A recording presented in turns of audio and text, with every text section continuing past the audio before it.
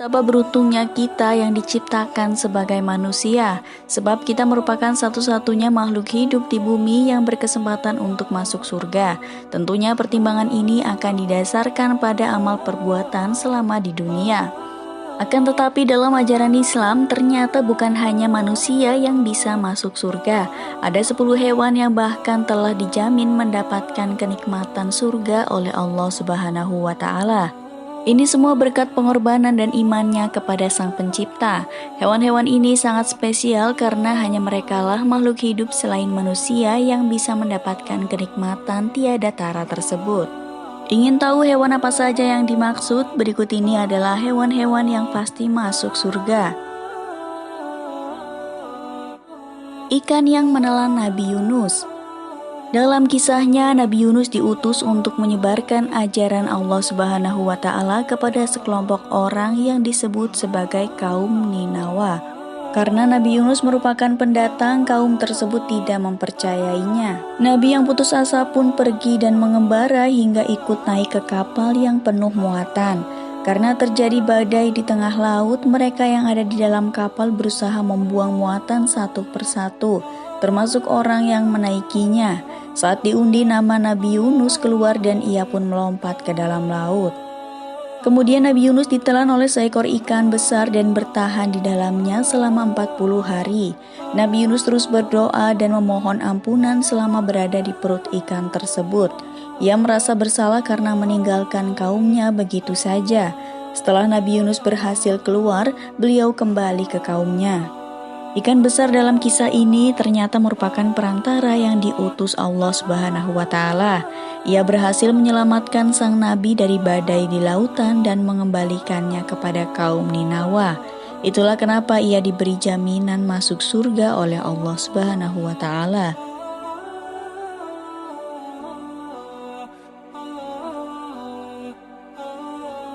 Kambing yang menggantikan Nabi Ismail. Kisah ini dimulai ketika Nabi Ibrahim mendapatkan perintah untuk menyembelih anaknya sendiri oleh Allah Subhanahu wa Ta'ala, yakni Nabi Ismail. Ini merupakan keputusan yang begitu berat untuk sang ayah mengingat ia berhasil mendapatkan buah hatinya dalam waktu lama dan usaha yang besar. Namun karena ini adalah perintah Sang Pencipta, Nabi Ibrahim menurutinya dengan ikhlas. Saat penyembelihan akan dilangsungkan, Allah Subhanahu wa Ta'ala mengganti Ismail dengan seekor kambing yang besar. Peristiwa inilah yang menjadi awal dari perayaan Idul Adha. Kambing yang disembelih oleh Nabi Ibrahim pun diberikan jaminan masuk surga. Unta betina yang dihidupkan oleh Nabi Saleh. Proses menyebarkan ajaran Allah Subhanahu wa Ta'ala tidak pernah mudah. Salah satu utusan yang menghadapi kesulitan adalah Nabi Saleh. Beliau diperintahkan untuk menyadarkan kaum Samud yang ingkar dan menyembah berhala atau patung. Sayangnya niat tersebut tidak disambut baik oleh mereka. Nabi Saleh dianggap sebagai orang gila saat menjelaskan tentang kekuasaan Allah Subhanahu wa Ta'ala.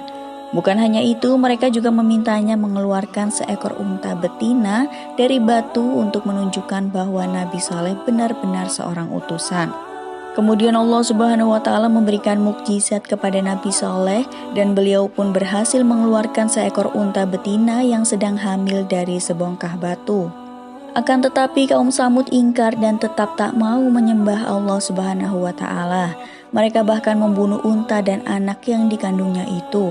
Dari kejadian ini, kaum Samud kemudian diberi azab berupa hujan batu, sementara sang unta betina mendapatkan jaminan surga. Anjing Ashabul Kahfi. Pernahkah kalian mendengar kisah sekelompok pemuda yang tertidur di dalam gua dan bangun setelah berabad-abad kemudian?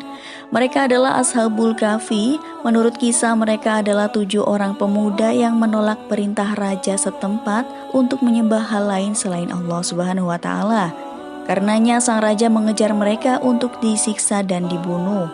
Ashabul Kahfi beserta seekor anjingnya pun lari dan menetap di dalam gua. Mereka terus berdoa dan memohon keselamatan. Atas kuasa Allah Subhanahu wa Ta'ala, sekelompok pemuda dan anjingnya ini dibuat tertidur selama 300 tahun untuk melewati masa kepemimpinan raja yang ingkar tersebut. Saat bangun dari tidurnya, Ashabul Kahfi berhasil lolos dari kejaran raja dan hidup di masa yang jauh lebih baik. Di dalam Al-Quran, ketujuh pemuda dan seekor anjing yang mendampingi mereka itu diberikan jaminan surga.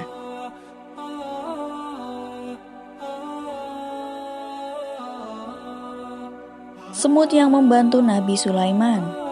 Nabi Sulaiman merupakan sosok utusan yang terkenal kaya raya, bijaksana, serta mampu berbicara dengan hewan.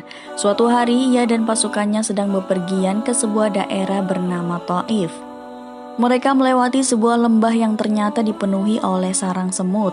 Raja Semut pun memerintahkan kawanannya untuk segera masuk ke dalam sarang agar tidak terinjak secara tak sengaja. Nabi Sulaiman mendengar perkataan semut dan meminta pasukannya untuk berhenti selagi hewan tersebut masuk ke sarang. Setelah itu, beliau mengajak sang Raja Semut berbicara. Ternyata Raja Semut tidak takut kawanannya terinjak, ia takut semut-semut takjub melihat kemegahan pasukan Sulaiman dan melupakan kekuasaan Allah Subhanahu wa Ta'ala.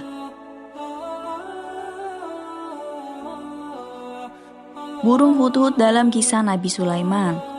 Masih bersinggungan dengan Nabi Sulaiman, hewan berikutnya yang mendapatkan jaminan surga adalah burung hudhud.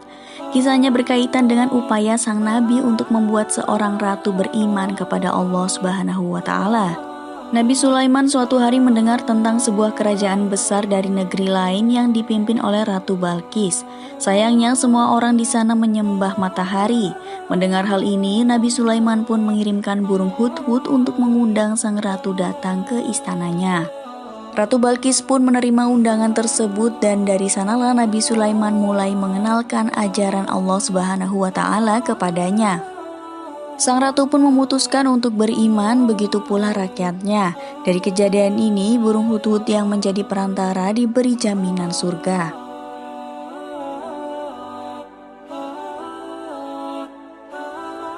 Keledai Nabi Uzair. Nama Nabi Uzair mungkin tidak sering didengar, namun ia adalah utusan Allah Subhanahu wa Ta'ala yang diceritakan hidup pada zaman Nabi Isa. Saat sedang bepergian dengan keledainya, sang Nabi berhenti di sebuah daerah yang hancur karena perang. Di sana beliau juga melihat tulang belulang manusia yang hancur bersama dengan permukimannya. Nabi Uzair pun sempat bertanya-tanya dalam hati, bagaimana cara Allah menghidupkan tubuh-tubuh hancur ini nanti di hari pembalasan? Mendengar hal ini, Allah Subhanahu wa Ta'ala pun ingin menjawab pertanyaan Nabi Uzair. Beliau tertidur di bawah pohon di desa tersebut. Tanpa terasa ternyata beliau tidur selama 100 tahun. Tubuhnya telah hancur melebur dengan tanah, begitu pula dengan keledai yang dibawanya. Nabi Uzair kemudian terbangun dengan tubuhnya yang telah utuh kembali. Di saat itulah ia menyaksikan bagaimana kuasa Allah Subhanahu wa Ta'ala membangkitkan keledai miliknya dari tulang belulang hingga utuh dan hidup kembali.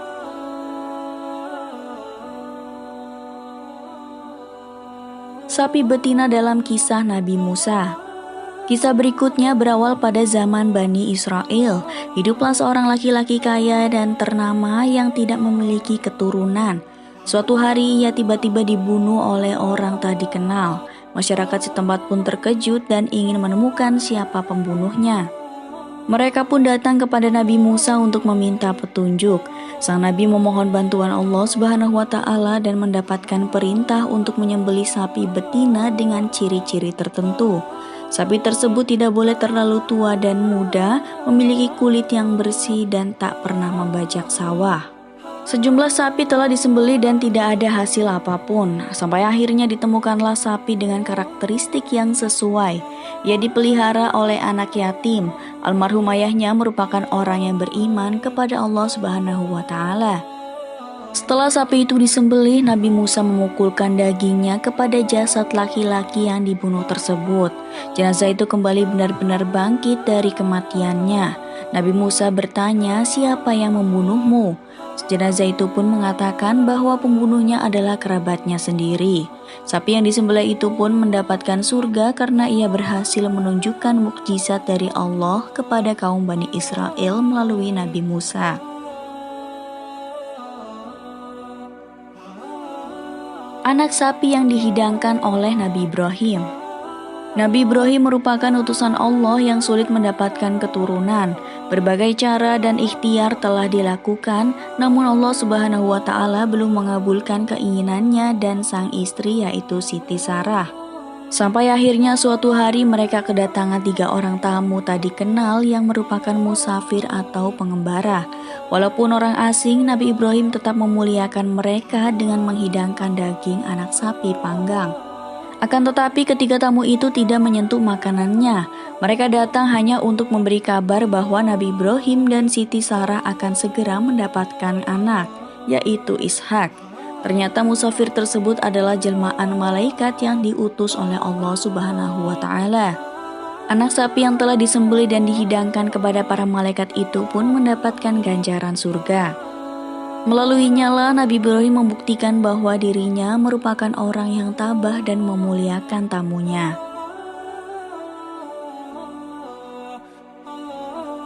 Hewan buruk. Hewan terakhir yang mendapatkan jaminan surga dalam Al-Quran adalah buruk. Ia merupakan hewan yang ditunggangi Nabi Muhammad SAW dalam perjalanannya dari Masjidil Haram di Mekah hingga ke Masjidil Aqsa di Yerusalem. Menurut hadis, hewan ini berbulu putih dengan tinggi melebihi keledai dan bisa bergerak secepat kilat.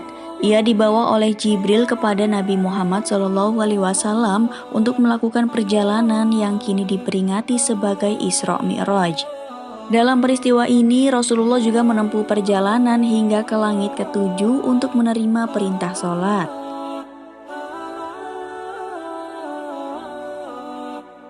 Dan itulah tadi 10 hewan yang dijamin untuk masuk surga dalam Al-Quran.